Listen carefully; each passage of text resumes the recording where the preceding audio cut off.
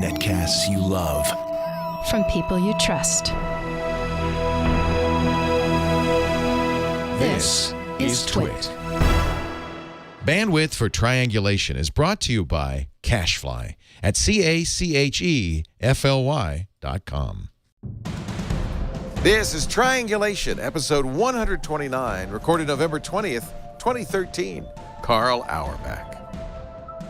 Triangulation is brought to you by Tonks Coffee. Tonks offers a bi-weekly subscription, sourcing their beans directly from the growers. Tonks roasts and ships within 24 hours to give you the freshest coffee beans in the world. For a free sample, visit tonks.org/triangulation. That's TONX.org/triangulation. And by Audible.com. To download the free audiobook of your choice, go to audiblepodcast.com/triangulation. And by Hulu Plus.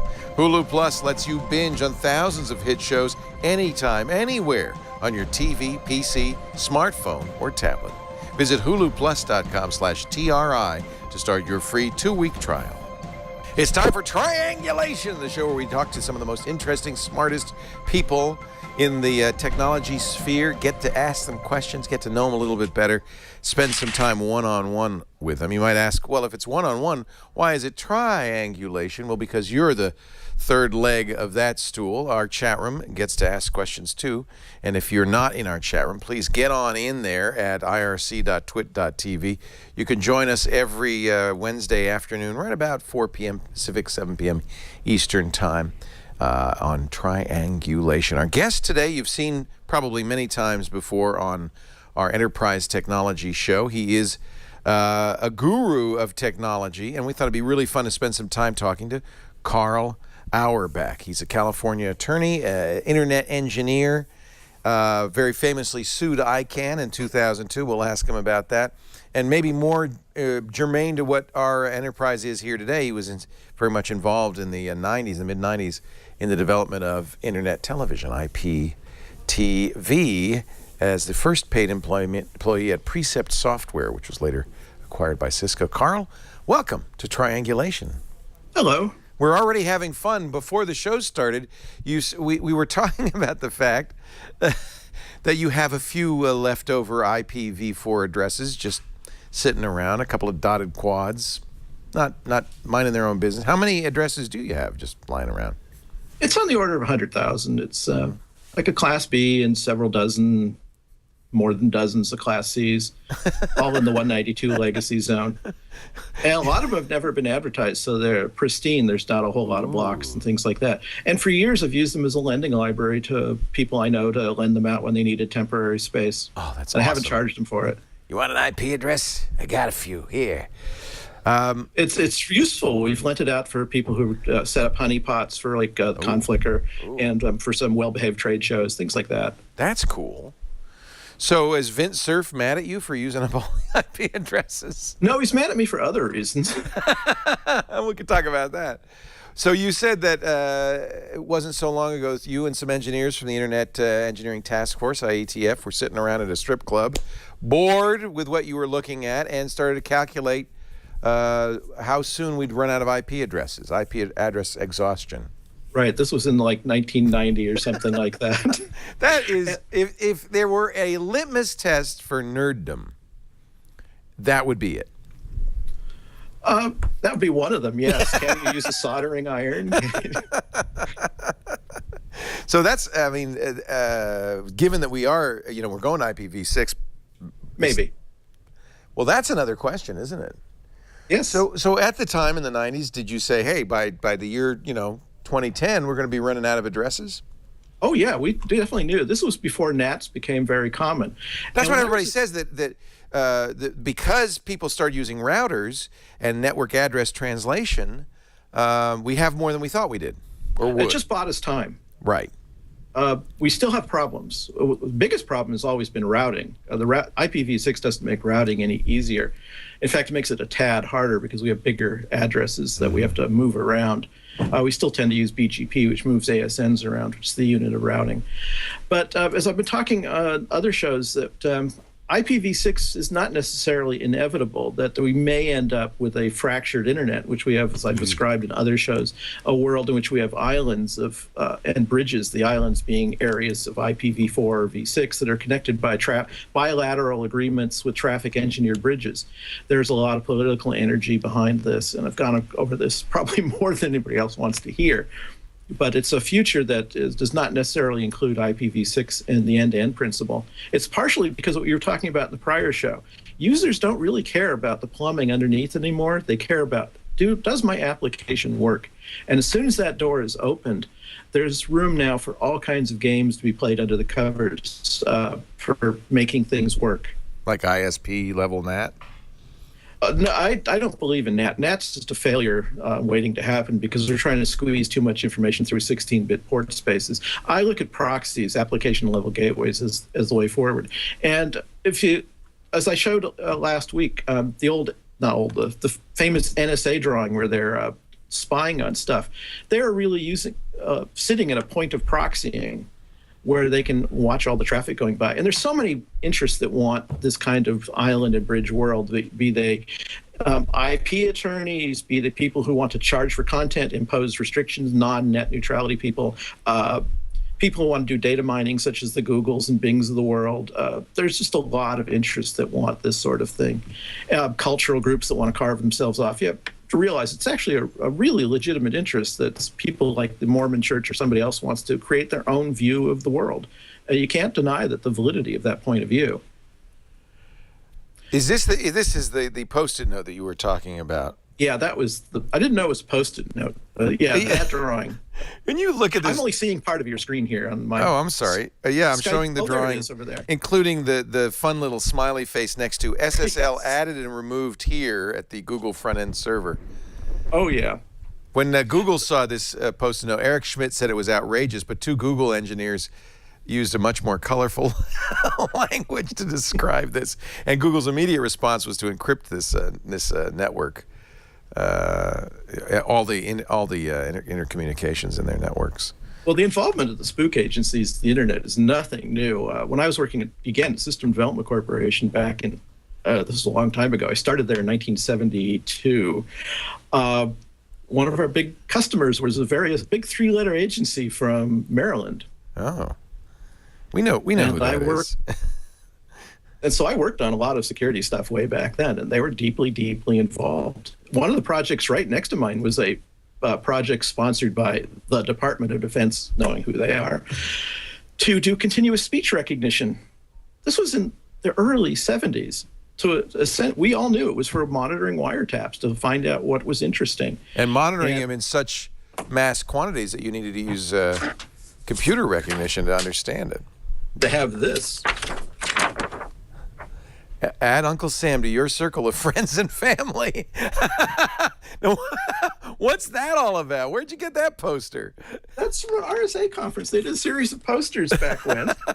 That's what's interesting about this. And I think that even those Google engineers, Mike Hearn and others, said, we knew this was going on. I mean, it had always been spoken about that this kind of thing was going on.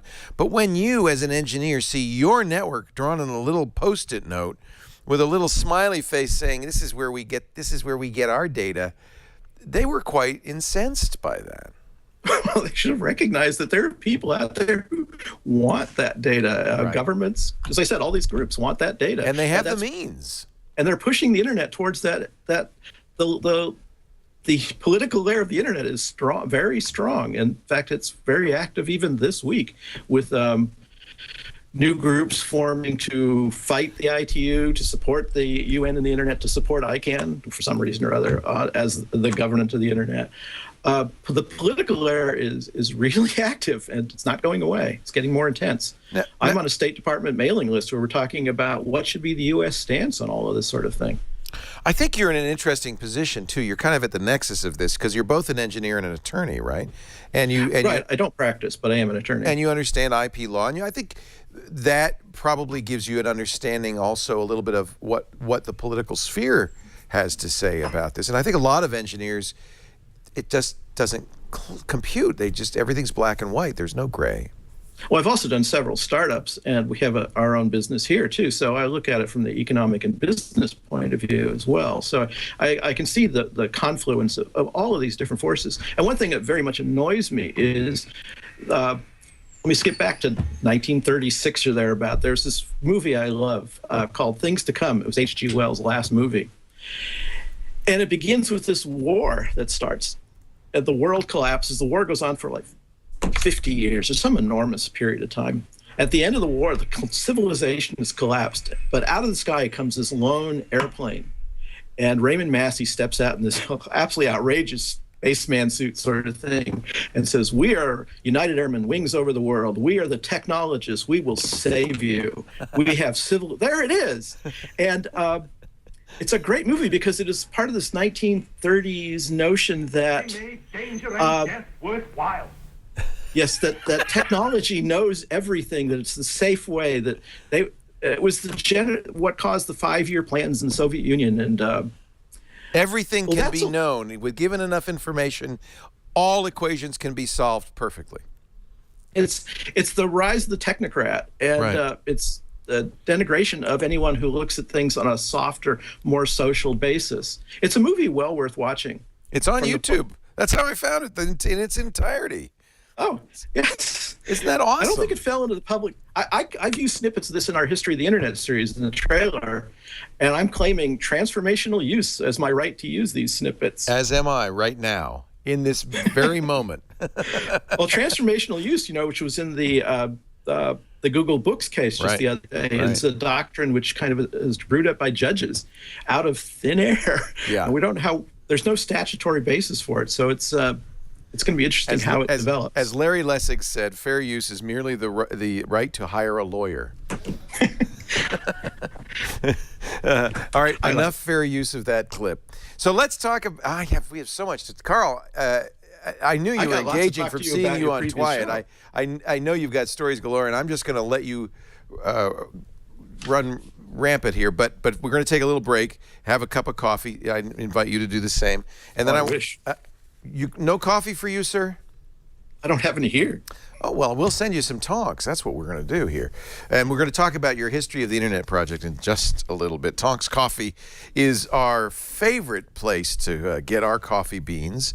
I get my Tonks every other week in my mail, because Tonks is a group of connoisseurs, guys who roast, who want to bring you single bean coffees from the world's farmers so that you can really understand what coffee is all about. It is a great education in coffee. Everybody, they believe, has the right to brew a great cup of coffee. You just need the right quality, fresh roasted beans. Tonks goes out to the growers all around the world. They have a direct connection. They follow the sun, in effect, around the world, following the tilt of the earth to get these beans at the peak of their perfection. They then ship them to their LA roastery, where they roast them, seal them, and send them to you, and you will get your beans within 24 hours of roasting, so that you are getting the freshest beans to begin with, then the freshest roast.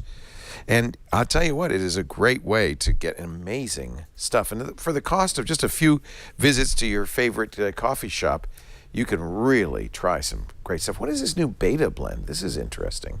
They've not done blends before. This must be something new and different for them. I'll tell you, here's what you do. Go to Tonks, tonx.org/triangulation, and you can get a sampler for free, so you can really taste the Tonks coffee. This would be a great gift for a friend in your life who doesn't appreciate coffee as you do. For yourself, if you'd like to appreciate coffee better. For the coffee connoisseur in your life. There's no connoisseur of coffee who wouldn't be thrilled to get this. They even have information on the website about how to brew it. It's, basically you want, this is going to be filter coffee. This is not espresso coffee. It's not super dark roast. It's kind of a medium roast. But man, is it good. So if you would like to know more about coffee. Oh, my Tonks has arrived. Thank you very much. I have trained my staff. Thank you, Burke McGuinn, to use the AeroPress with the fresh grind of the Tonks bean. I love this. Tonks, tonx.org/triangulation. Get your free sample today. Thank you, Tonks, for your support of Triangulation. We're talking to Karl Auerbach, internet engineer, raconteur, and a guy who's been there since the beginning. You're not on ICANN anymore? Oh no, they not only well, because I sued the corporation, they erased the concept of public elections for board members. Oh. Now they have a nominating committee which ensures that insiders appoint insiders. And it seems to me that was your real complaint about this, that this stuff was done in secret, and yet it is governance of something that is very public, the internet. Well, it's interesting. ICANN in the last few days, it's been this new thing, onenet.org, a group on the internet that's supposed to look like a grassroots thing to deal with internet governance, but it's funded by ICANN. And they had a secret board resolution to give $3.5 million to this thing. They didn't explain why it was secret. That sort of sounds a lot like our government justifying spying on us. And just the other day, they said, oh, we're going to publish this resolution, and nobody explained who had a change of heart. But it's a lot. There's definitely astroturfing going on, and a lot of stuff still going on in private. My point of view with ICANN was not that the major decisions were being done in secret. I just went out of the board. Being a lawyer, I knew how responsible I was, personally liable, my own assets, to errors of the corporation. So I said, the first thing I said is we as an organization ought to set up a emergency DNS in a box, a CD or DVD, so we could boot things up in emergencies so people could start recovering locally rather than wait for the outside world to come in. ICANN refused to follow up on that. He said, let's also set up DNS monitoring so we can watch when the DNS goes unstable. They didn't care about that either. So the third thing I did was said, well, I'm on the board of directors, and California law gives me in the words of the statute, the absolute right, that's actually what it says in the statute, absolute right to inspect and copy books and records and things like that. So I said, oh, I want to look at the general ledger. And they went apoplectic. What? Yeah. What are they hiding? That they didn't want you to know who funded them? Well, when I finally got to look at it 18 months later, nothing. They were doing the same stuff that any small new organization would. They didn't have very decent cost controls. They were overpaying their law firm. They basically just took intransigent stance and stuck to it. Just to fight me. Secrecy is the default a lot of times with organizations. It was really sad. Even if there's no reason. It's nothing to hide. There was nothing to hide. We did find some errors. We fixed things. They had no personnel employee handbook, things like that. We made the company better by my lawsuit. But they hate me since then. They really refuse to talk to me. Oh, that's a shame. But as a result, they erased the public elections, the publicly filled board seats. They did finally break down several years later and let me sit on a committee to review this, and we managed to get one sort of publicly elected board seat back, which was given that the original promise when ICANN was created that at least half the seats would be filled by public elections. This is rather a sad commentary on ICANN's accountability to the public. What does the future, though, hold for ICANN? I mean, the battle going on right now is that there are nations, particularly Russia and a few others, who don't like the U.S.'s influence, especially the U.S. Commerce Department's influence on how the internet is governed and regulated. Well, the U.S. does have some role in ICANN anymore. ICANN has gained quite a bit of independence from the U.S. There is a so-called affirmation of whatever that they try to distance themselves. Although that would be a good name for it, actually, the affirmation of whatever. Well, I'm part of a group. I'm associated with a group that's put in bids for 50 some odd new top-level domains, and some of our new ones just went into the route this last week, and. Oh, Esther Dyson is not going to like you. Oh, she likes me just fine. Oh, okay. I thought she was dead set against these new TLDs. She might be, but we get along just fine. Oh, good. Well, she's brilliant, and you should get along with her. I like her. Yeah, I love her. Now I lost track. I was going to. I'm sorry. One of those groups, but we had to pay ICANN a pile of money, almost $200,000 per application. And remember, That's ICANN right. received on the order of 2,000 of these. They have $400 million in the bank. They're I guess they are independent. Holy cow! Don't forget, every domain name you register, they get, what is it, 20 cents, 25 cents? Right. I can't remember the numbers anymore. So they're sitting on top of a very nice revenue stream. You do not have to feel sorry for them. I don't anymore. What do they do with all that money? Nothing. I mean, They hire more and more staff. They have enough people now to fill Versailles. They pay their president more than the president of the United States. They have offices all around the world. They're basically into this notion of empire building. The more staff I have, the bigger I am.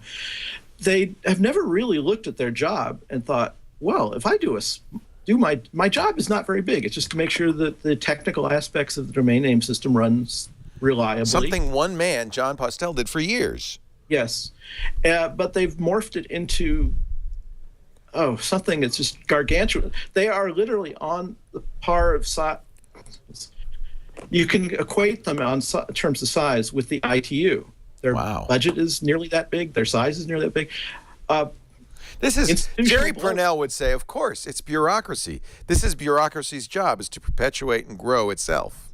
Well, there's a great, Charles Dickens wrote this book, Little Dorrit, and there's one chapter I love to have called Chapter 5. It's something entitled Containing the Entire Science of Governance. And it's about a group in the British government called the Department of Circumlocution. Their entire job is to make sure that no other department can get anything done. It's a wonderful chapter to read. The first few pages contain most of the substance. You can do it in a couple of minutes, but it's well worth reading and consider about how ICANN and other governance bodies tend to grow to become obstacles. John Postel and IANA, and he was basically doing it on his own for a long time, right? Well, he was working for ISI. Right. Did he have a big team of people helping him? No, it's basically him. Assign names and numbers? When I needed IP addresses, the ones I mentioned earlier, I called John. I did. And he said, here, have some. I said, well, I don't need all these. He said, keep them. Can you make the argument that now that the internet is so much more important, and I guess you could say it's bigger, although it doesn't weigh more than a few electrons, but that they need more staff? Yes. The ICANN has done good things. It has done a very good job of dealing with the DNSSEC key management. It has worked hard. That's a big deal. It is. And I'm putting DNSSEC into my zones now. It is not a trivial thing to do. And as a registry operator, we, of course, have to do that. We have the hardware, crypto key management boxes, things like that. They've also done a pretty decent job with dealing with internationalization. That's why we have top-level domains coming out in languages other than English. Good. So they've done some decent stuff there. They've fallen down on the monitoring for reliability and things like that. This was the thing that you, 20 years ago, or 10 years ago, were proposing. Yeah, more than 10 years ago, 15 years ago almost. They are more interested in the registration business systems that they stay up and running than that the fact their names resolve reliably and without bias on behalf of any query subject or person making. Let's talk about this choke point, because there's 13 top-level servers, right? Oh, no, well, no, those are just names. Because of Anycast technology, which is a routing technology, there are literally some of these things like the F-root, I think they're multiplied like more than 100 times all over the world. Well, that sounds pretty robust. It's extremely robust. And it turns out you can also have other root systems. I'm an advocate of competing roots. Just like we have. Oh, yeah. I don't think we need an ICANN at all. We could have other root systems and let users choose which one they wish to honor.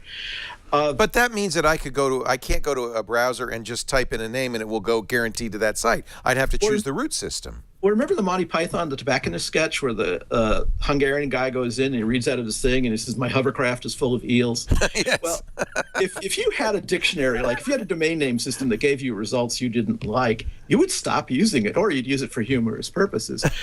The point being is that the real issue is not that there's a singularity of DNS root, but that they be consistent with one another, that they don't give too many surprises to users. And even the existing DNS can give surprises because of caching. Names do persist for periods of time. Right. And this allows you to, if you define consistencies, meaning if you carry a top-level domain like .com, that it means the same thing no matter which root you have, then you can pick any route you want. But there might be boutique top-level domains that some of these people who are offering these routes put into it. Like, just imagine supermarket chains. You go and you can get Campbell's soup, you can get some other brand of soup, but they may carry a boutique brand of soup that you can't get in other markets. Well, those soups are aspiring towards a market position. They're trying to build brand awareness. It's a lot like new TV channels trying to get onto Comcast, trying to get on DirecTV. Right, They have to fight for light. Well, that's actually a really apt analogy because we do have multiple routes in television. Yes, You've and got why can't we DirecTV, have that for DNS?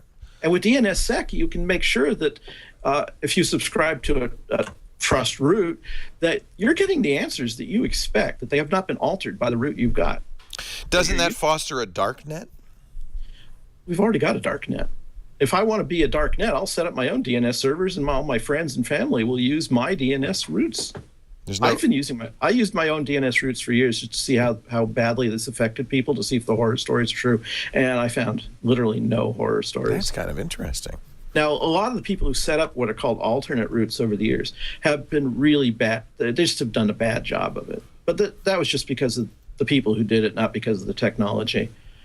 And if you had such a system in which new names came into being through aspiration and buying and building their brand recognition, you wouldn't need a central authority to say this one is approved and that one is not.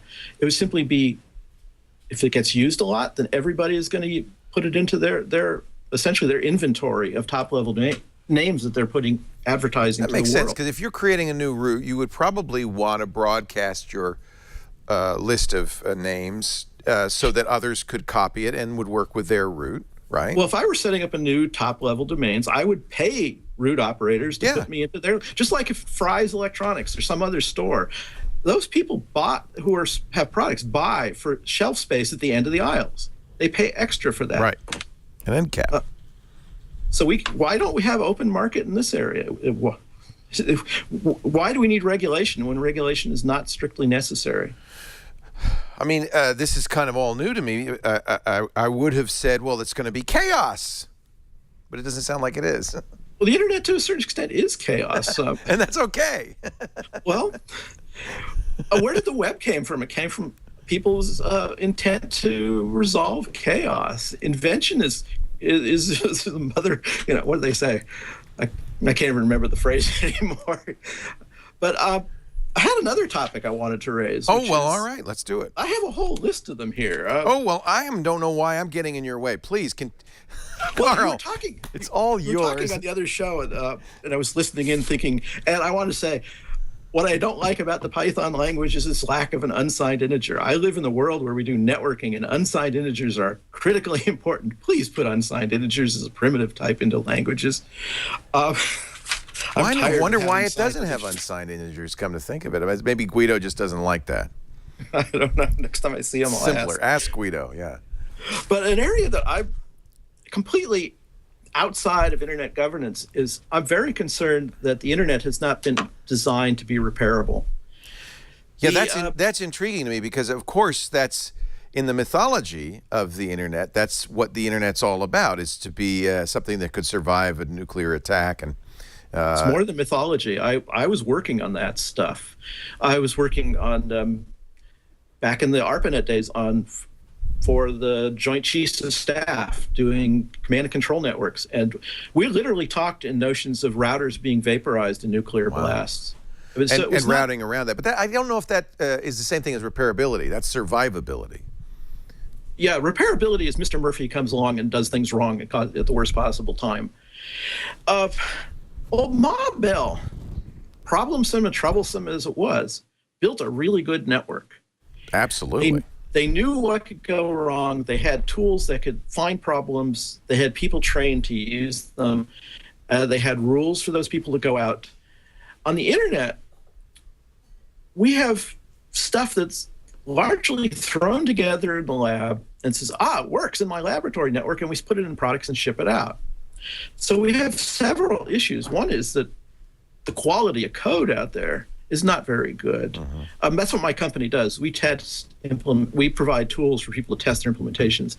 And we just, for example, ran a major vendor's IPv6 stack through some tests. And this is an IPv6 stack. There's a lot of S's in there.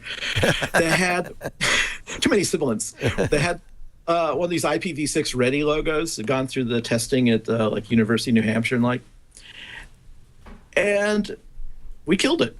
It had major problems in checksumming, in handling where fragments are coming in the interface between TCP and UDP and IP, because there's this thing called a pseudo header that has to be created and handled.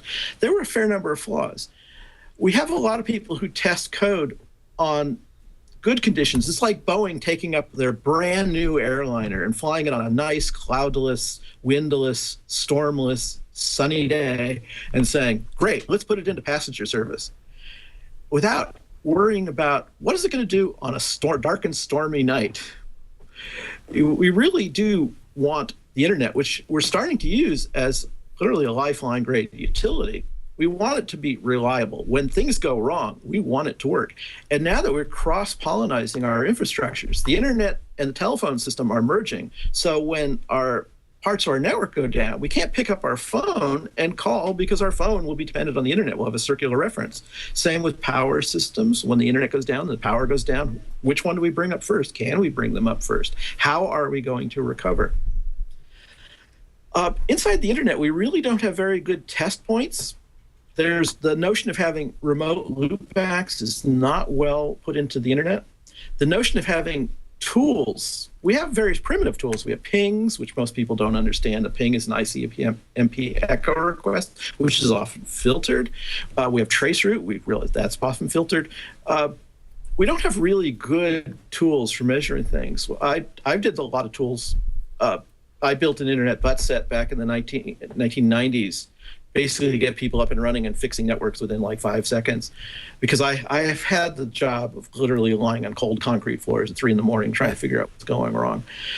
And we also haven't dealt with the problem of the fact that the repair guy is often perceived as a neo-terrorist, as somebody who's penetrating the network.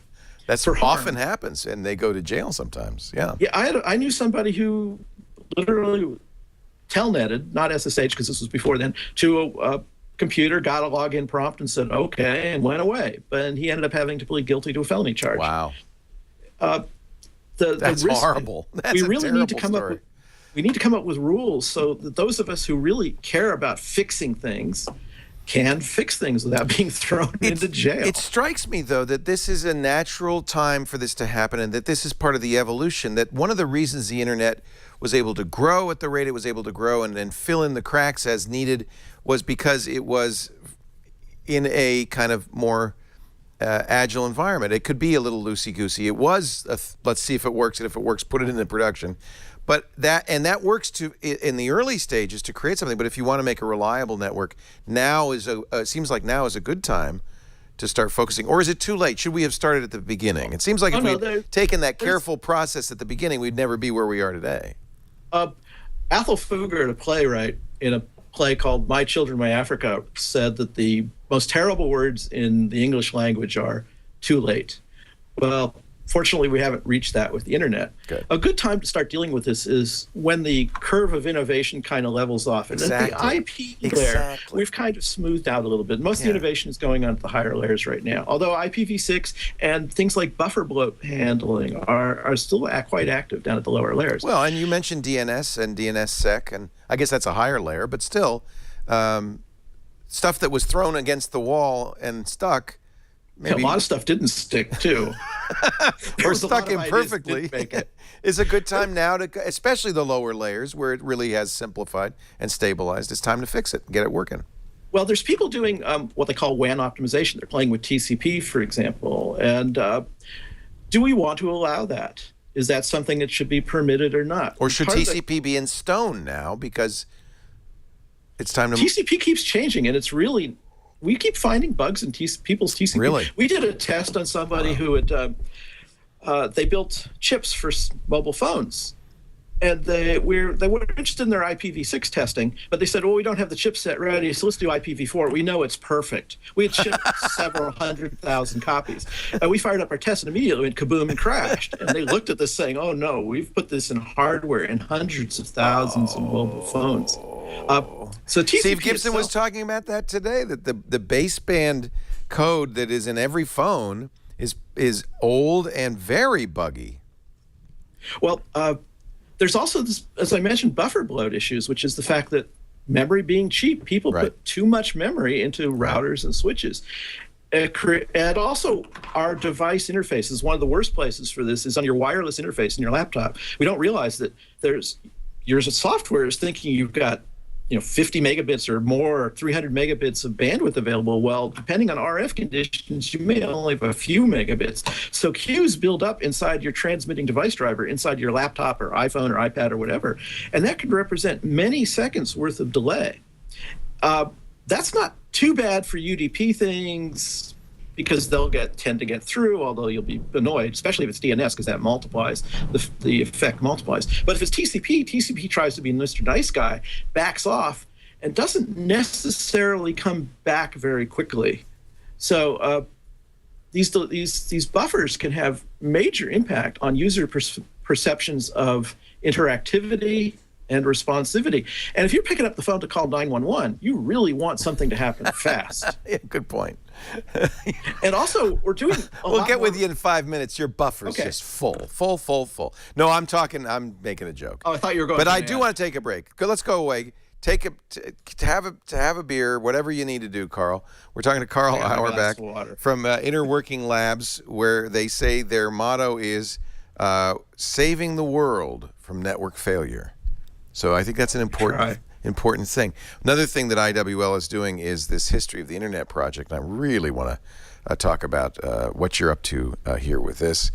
And then you said you have a list, so we can work our way down the list too. Karl, This is your hour. Karl Auerbach is our guest. And if you want more Karl, just tune in so many great episodes of This Week in Enterprise Tech with Father Robert Ballister, and Karl's been so fascinating. We'll show up in Florida next month at the DARPA robotics trials. Yeah, you're into this too. I want to talk about that. And I saw you also do, this is on the front page of your website, the DARPA Robotics Challenge. That sounds really intriguing. So are you competing in that?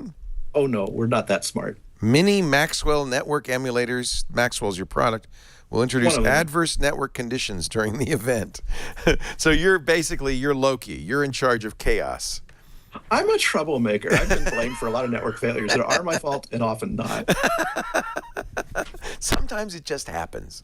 Our show today brought to you by Audible.com. Audiobooks are a great resource for anybody who spends time on their back on a cement floor or in a car or on a treadmill or washing the dishes or walking the dog. If there's times where you would love to be occupied with something exciting or challenging or learning, but you can't hold a book, then Audible is for you. You can get Audible on any smartphone, on any portable MP3 player, on your computer too, and listen to more than 150,000 books in every subject, fiction, nonfiction. I listen to a lot of science fiction on Audible. Their Audible Frontiers program is recording science fiction that has never been ever put on audiobook, and so it's so much fun to go back and listen to that. Doris Lessing just passed away. The Golden Notebook is available on Audible.com. I learn a lot from things like top brain, bottom brain, surprising insights into how you think. I love this new book from Leander Connie, which just came out. We had Leander on MacBreak Weekly yesterday. Johnny Ive, the genius behind Apple's greatest products. You can see you're never going to run out of wonderful things to listen to. Hatching Twitter from Nick Bilton, The Everything Store, Jeff Bezos, and the Age of Amazon.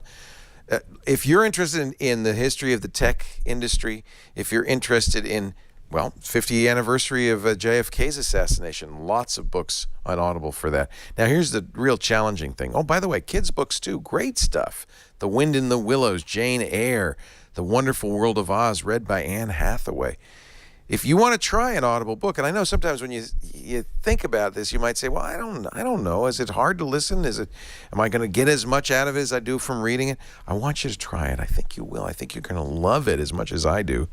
But what we've done is we've set up a free trial. Visit audiblepodcast.com/triangulation. You will have 30 days to listen.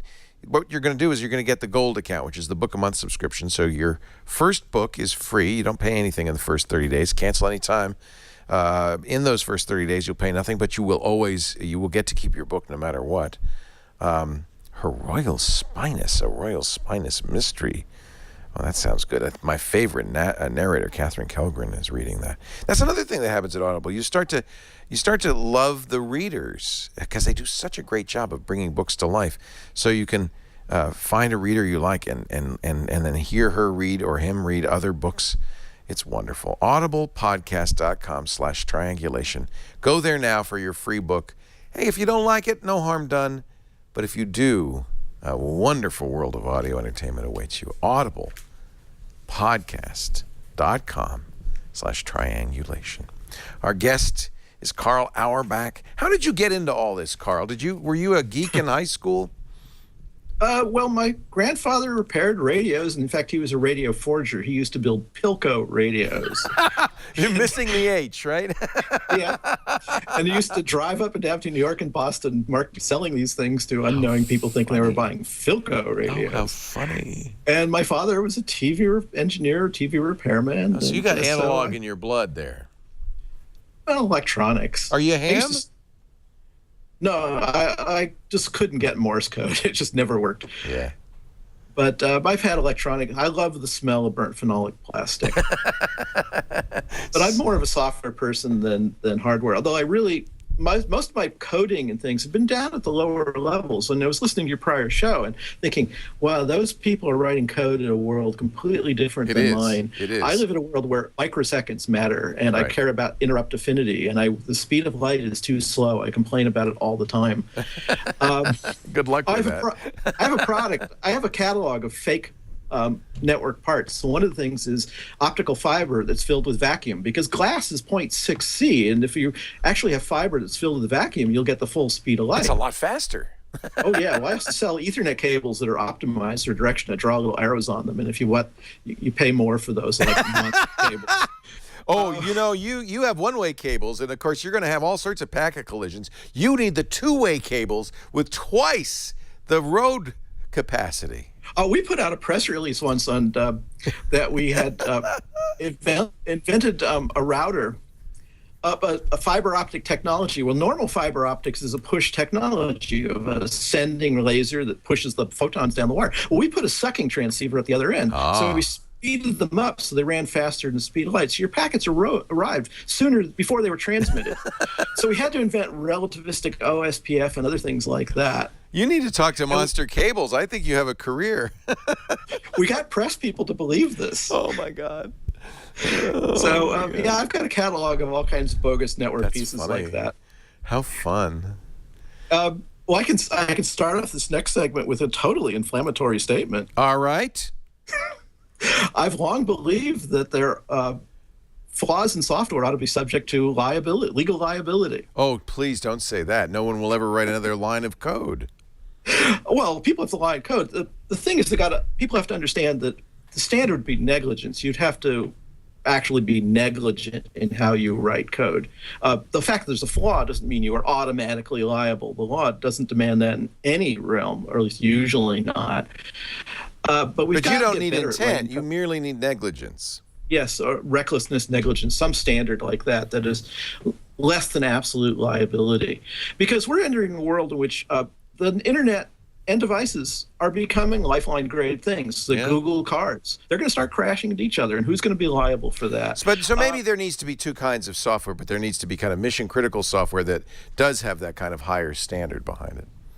Well, the world has moved largely into open source now, and it's hard to trace back where things came from. And it's easy for open source components to leak into what you think is your own code. In fact, I have to run around our own company and make sure that we don't accidentally use GPL code when we don't want to, for that particular thing, not abide by GPL obligations. When we do, we definitely do abide by the GPL. Yeah, sometimes people think of this seriously. We've interviewed Eben Moglen, who is just great, but sometimes people complain that GPL is essentially a software virus because stuff written with GPL code then has to be GPL'd. That's the way I think of it as well.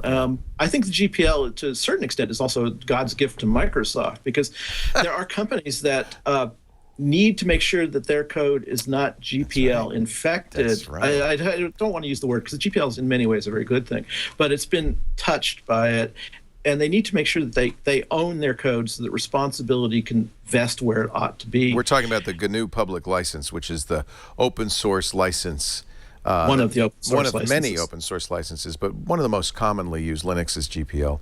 And yeah, we publish our own stuff under more of a Python Creative Commons kind of license. Right. In fact, our History of the Internet project, we're doing largely under Creative Commons licensing, including the raw takes. We're going to be publishing those either under Creative Commons or public domain, so that people in the future can take our work and re-edit it.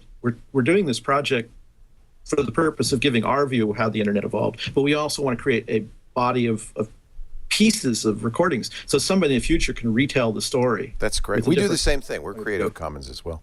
So the history of the internet is history-of-the internet dashes in between each word .org and .com. Yeah. Yeah, and you are going out and doing documentary videos about 1965 to 1995. Is it with the pioneers, or what are you doing?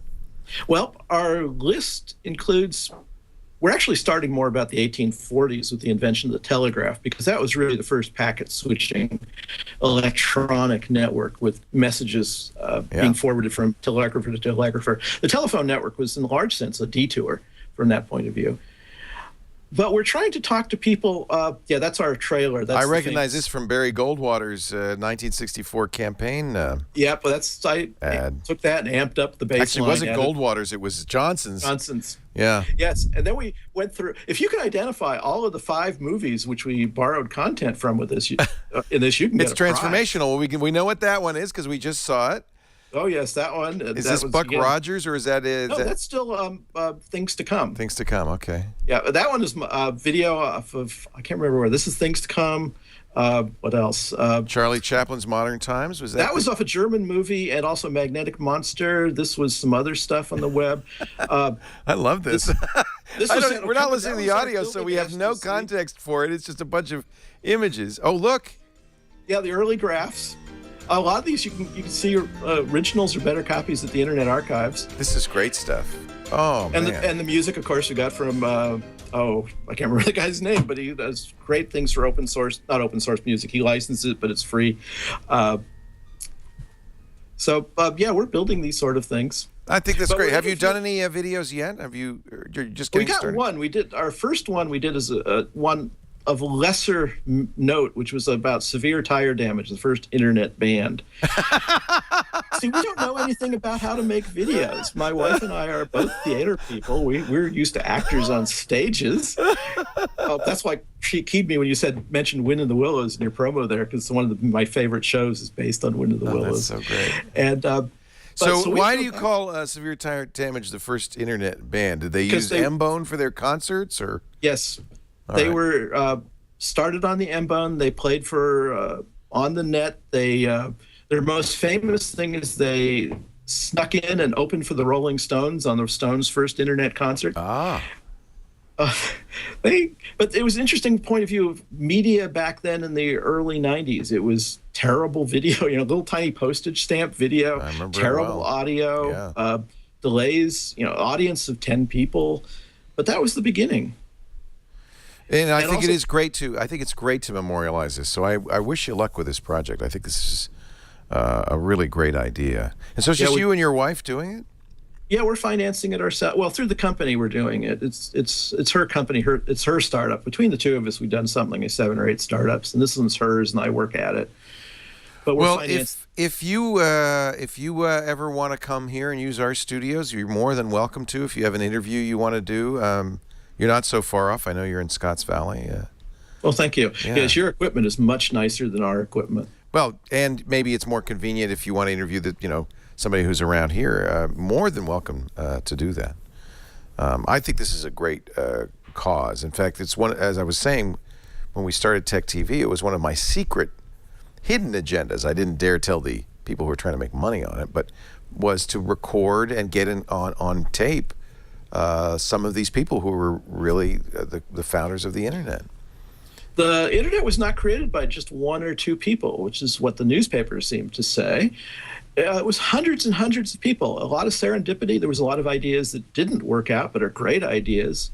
There are a lot of ideas that had great importance, which have been largely forgotten. There were detours which were taken, like XNS and OSI, that still have a lot of good ideas in them. token ring and netware, and we can go on and on and on. Good old broken ring. But that's what I mean by I'm glad that that there weren't that you weren't liable for negligence in software, and that there was this kind of sense of, well, let's just throw it around, see what works. Because I think because of that turned out to be a much more fertile ground for the internet to grow in than something that was too rigid. Well, we don't want to lose that rigidity, and we seem to be losing that at the higher levels as there's more and more effort to put in filtering and blocking. Well, let's talk about that's net neutrality. Right now, some of the things you've said, for instance, the notion that there could be multiple competing routes seem to be anti-net neutrality. I don't know about anti-net neutrality. It's if you have a good idea, go out and do it and risk your own shirt. Yeah.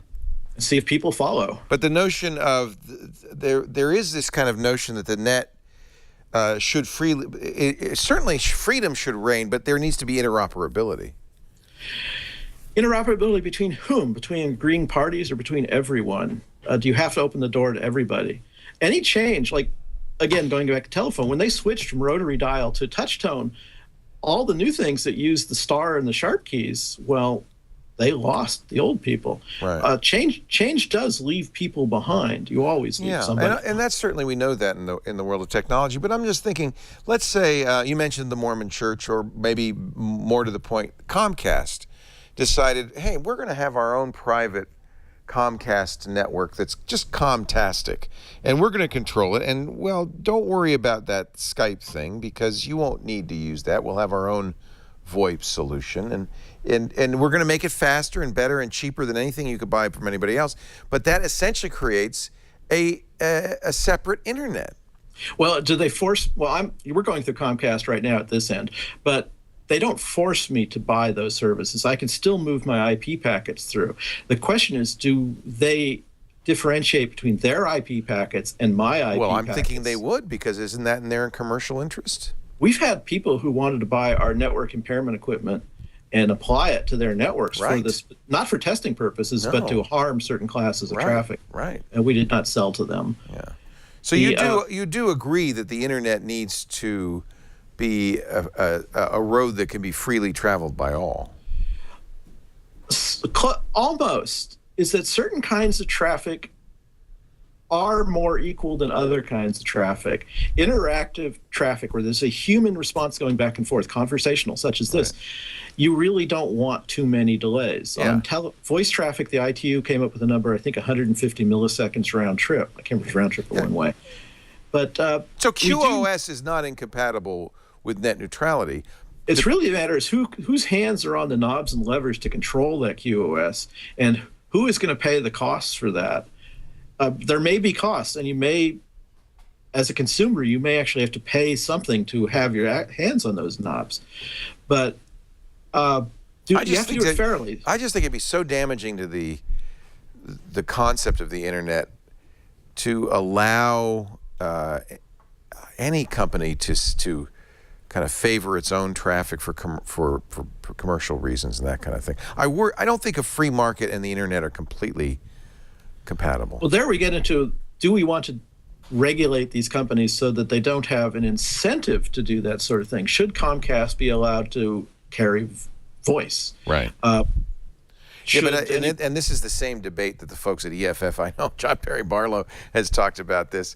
On the one hand, we don't trust the government. We don't want them to regulate it.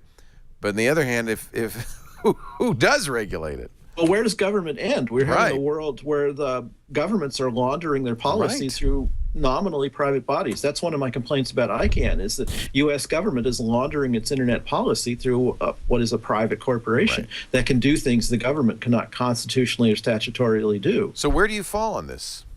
On net neutrality? Well, yeah. Well, I believe in the end-to-end principle. Unfortunately, I believe it's also dying. I believe that there should be a means for end users to control their traffic, to say, I want to give this traffic better quality of service or worse quality of service. There's a notion that was floating around for a while called a bandwidth broker. I think Van Jacobson came up with that term, where I can say, I want to do something, and it comes back and says, well, you can do it now or later, but it's going to cost you. maybe money, maybe something else. But and this is like charging your electric cars. Do you do it during the day or do you do it during the night? When's the best time to do this? When I was doing video stuff back at Precept Software and Cisco, one of the things is I wanted to build a system which I could watch video now, or I could say, I want to watch an old movie later, and I could schedule it, and it would trickle down towards me. So I was working on binding of clients, me as the viewer, with resources where this video was. So I built protocols that would go through and say, given this proposed traffic flow, what are my best options going through the network? And I would need to do this in about one round trip time, packet time, very lightweight. I think I called this the fast path characterization pro. It's on my website somewhere. It's under FPCP something.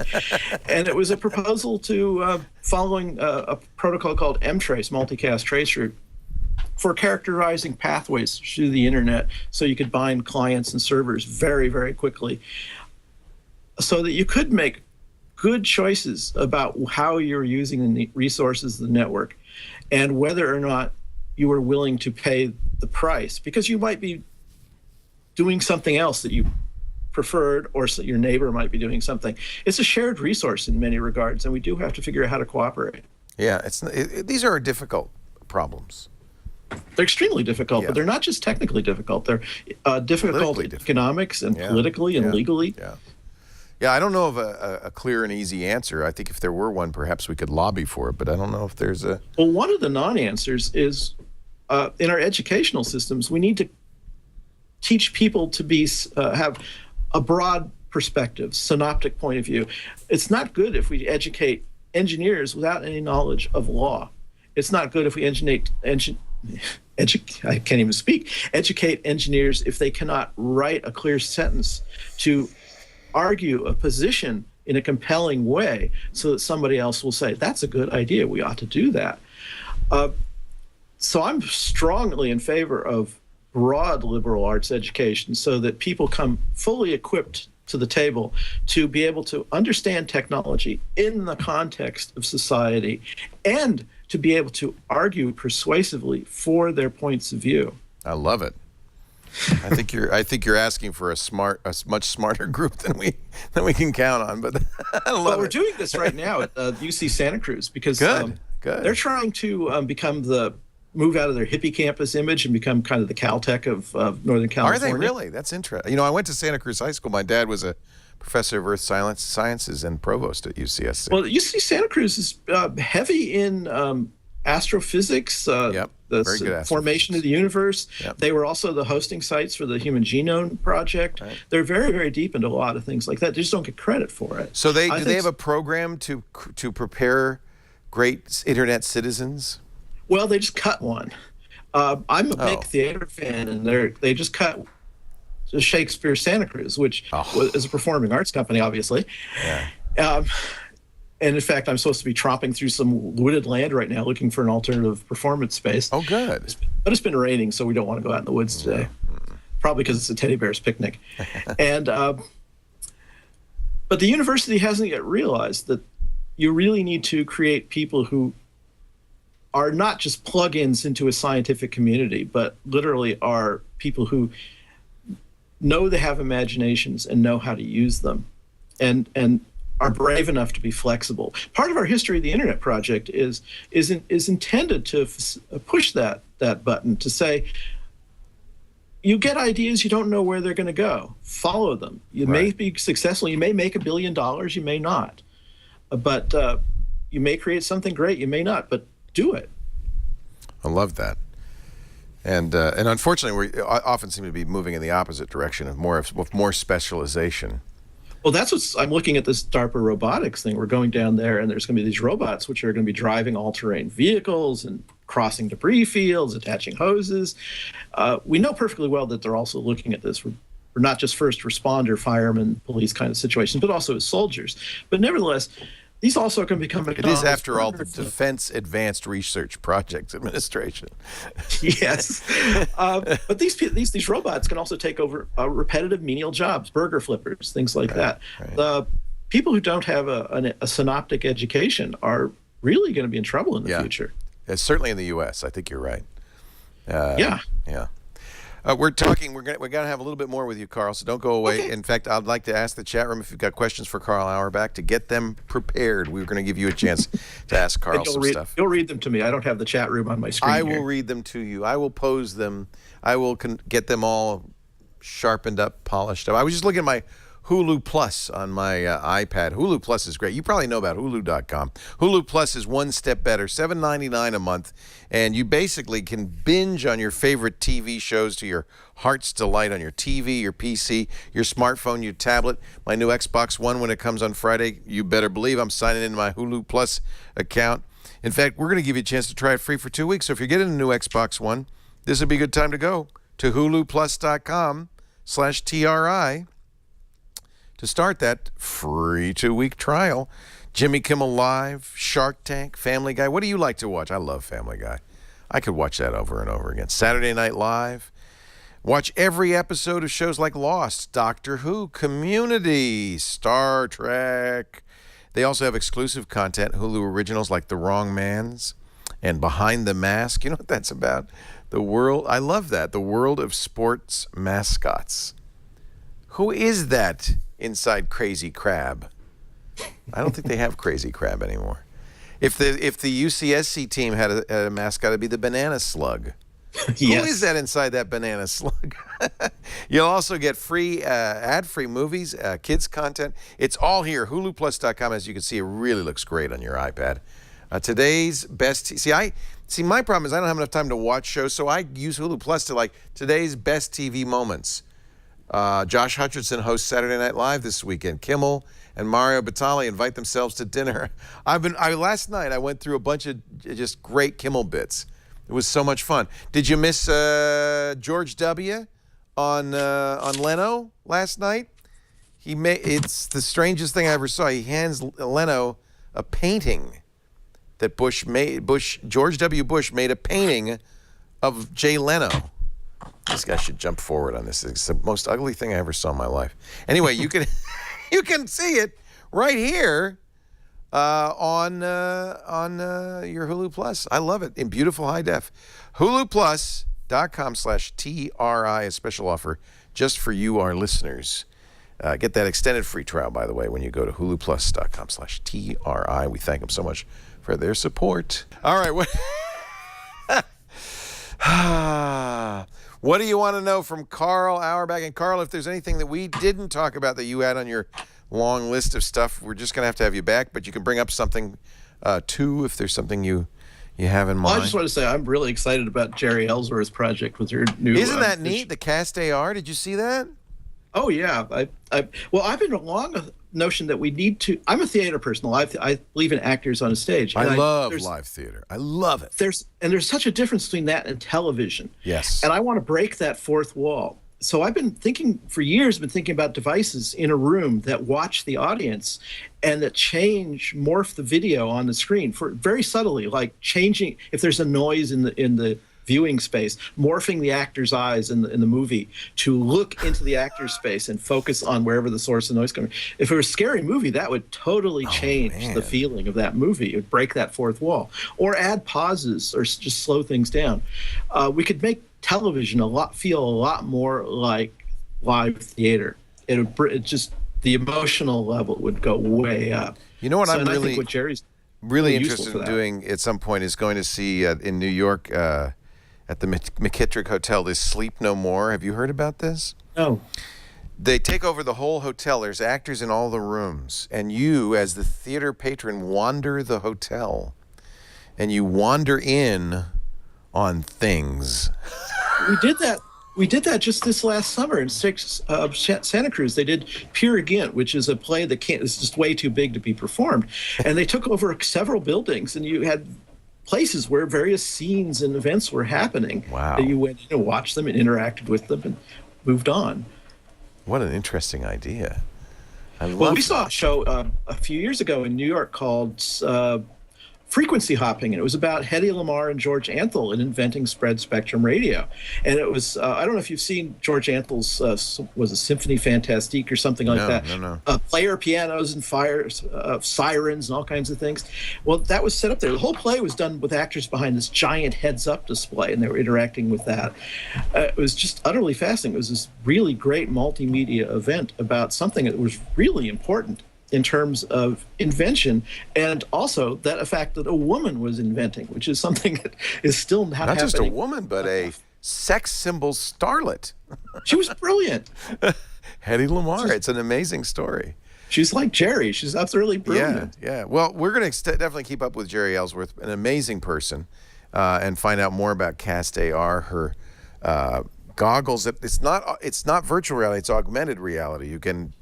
You see, it looks like you're looking into a projection and interacting with it.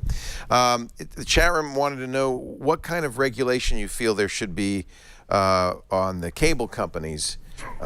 Should they be regulated in terms of... The more the better. They are not exactly friends of the consumer in any regard. Well, you have to look at which offering are they providing. We use Comcast here for IPv4 services as well as our telephone. We don't use them for television at all. We can't get IPv6 for them because Santa Cruz County for several years had imposed low rates on cable TV, so Comcast never upgraded the equipment. So we're largely still a DOCSIS 2 world, not DOCSIS 3. Oh, that's terrible. Yeah, so we're still not even in the IPv6 world here. Even though we sell IPv6 products, we can't hook up IPv6Ys to the rest of the world. Wow. So that you need to have DOCSIS 3 to do that? Yeah, and also the equipment. We had some older equipment here in Santa Cruz. We're only like a block from the main Comcast central office here, but they still can't do it. We've been very annoyed at that. But as far as regulation goes, it isn't just that onto the cable companies. It's the fact that the FCC has allowed literally a duopoly or monopoly in so many communities that we just don't have choices. When I was on the ICANN board, I was getting to talk to mayors and people like that, and they said, why don't we modify building codes so that it's easy to install fiber optics? Let's start installing conduits and connection points into the streets, just as we dig things up, so that in 10 years, we'll be able to simply go to AT&T or Comcast and say, you're out of here. We're going to build our municipal system. I don't think the answer is necessarily as much regulation as it is to bring in competition. Wireless doesn't seem to have the bandwidth and has a lot of interference issues. I may be wrong on that. But it does seem that we need to be able to bring in a better wired infrastructure that is not that serves only IP packets, so that it's not trying to serve other masters as well. I think that may serve us better than more regulation. Competition certainly would solve a lot of problems if we. And I guess wireless is the single sole hope for that, since trenching and putting in fiber or cable or copper is so expensive. Well, over a period of time, 10 years, 20 years, things get trenched. People have plumbing problems. They dig up their front yards. Yeah. Sidewalks get dug up, streets. Yeah. You have to take a long-term perspective on this. Yeah. So they should be poised, ready for somebody to dig up their sidewalk and well, the first thing is to put this fiber in there. Is to have the standards for the conduit, for the meeting points. And I think IEEE has been doing some work. Really? We don't even have standards for the junction points on these? Well, you need to figure out how you're going to get stuff through and how you're going to get new fiber up. How you label it is important. So you just know one fiber from another. What do you think about the city of Los Angeles' plan? They've put out an RFP for private companies to wire the entire city with fiber. I think it's a great goal. Why don't they start with like West LA or Van Nuys or something like that? I mean, they're talking about a $3 to $4.5 billion project, which they expect some private company to undertake in order to get this franchise. They'd have to provide free, low-speed internet to everybody in Los Angeles, but that they could piggyback services on top of that. They would also have to build an open network, which I think is a very important request. If somebody wants to do this, they can make money on it, but they also have to open it to other companies that want to use it. Well, they're going to have all kinds of conflicts with the telephone companies on telephone poles or the conduits under the streets. the regulatory environment will be an interesting obstacle for them to overcome. Fortunately, LA has their Department of Water and Power is owned by the city, Right. so they don't have to fight with like PG&E up here, where Right. it's privately owned. Right. I don't really know much about that. It seems like an interesting idea. I just don't know if there's any company that would do it. Well, Palo Alto tried, and they ran into problems. There's been a lot of hostility towards that, where communications companies get the legislature of the state to say Right. that communities cannot establish their own utilities like that if they're in competition with a private It's utility. exactly what happened, of course, when Philadelphia did free Wi-Fi in the city. Comcast, which is based there, immediately went to the state legislature and made sure that that was illegal. And I think it's illegal in many states now because of the phone companies and the cable companies saying, hey, you can't compete with us. You're the city. Well, that's what makes Google Fiber very interesting, Yeah. is that they're coming in and being the third option. I wish I had them here. Scotts Valley has got lots of dark fiber under the streets from when Borland was building out, Right. but then went under and left dark fiber. But it's just sitting there still dark. I wish we could get to it. I don't But think you're Google alone. I think itself- there's dark fiber underneath a lot of this country. But Google itself is not disinterested in the traffic that's going over it. It has its Right. YouTube offerings and its Google Plus offerings. Is it going to allow Facebook equal access? And yet, I think that when they say we make money, as long as the more you use the internet, the more we'll make money. I think that's probably, at least their interests coincide a little bit better with ours as users. Well, one of the messages I got in law school early on was just remember the phrase, this too shall pass. That anything that is true today will be different next week. Except for that packet. That one packet, that's not going to pass. Our guest has been Karl Auerbach. You can find out more at IWL.com. That's his company. Saving the internet, one network at a time. He also has the history of the internet site, which I look forward to seeing what you do with that. That's very exciting with his wife. It's my Chris. private website, too, which is cavebear.com. Cavebear.com, of course. And I imagine we'll see you again soon on This Week in Enterprise Tech. Probably, if they invite me back. If I haven't I have no doubt burned that they out my will. welcome. Thank you, Cave Bear. It's great to talk to you. The first law of the internet. Every person shall be free to use the internet in any way that is privately beneficial without being publicly detrimental. See, that's a good balance. I like that. You have to follow on, because that's how you measure this balance, is the procedural steps. Who has the burden of proof in that? Right. The burden of demonstrating public detriment shall be on those who wish to prevent the private use. Such a demonstration. This is, you could apply this to something like broadband over power line. This came out of the famous Hushaphone case, I believe. Which led to, of course, the MCI and the Carter phone cases and the breakup of AT&T. It said, you have to allow private uses as long as they don't have an overwhelming public harm. That's good. I think that's fair. That seems I think so. That's why I wrote it. You split the baby well. I'm hardly Solomon. Thank you, Karl. All right. I really appreciate your time. Karl Auerbach. Triangulation is every Wednesday afternoon, about 4 p.m. Pacific, 7 p.m. Eastern time. Stop by 2300 UTC so you can be part of the conversation. But if not, we make on-demand audio and video available always after the fact at twit.tv/TRI or wherever you can get your favorite podcasts aggregated and delivered to your means of playback. Thank you for being here. Thanks to John Stelina, our technical director, and of course to Karsten Bondi, who puts the show together. If you are just tuning in and wanted to see Chris Hardwick, very sorry to say his dad passed away this weekend, so he has decided not to be here tonight. But good news, he will join us December 18th on Triangulation. We've been looking forward to talking to the Nerdist for a long time, so save that date, December 18th for Chris Hardwick. Thanks for joining us, and we'll see you next time on Triangulation.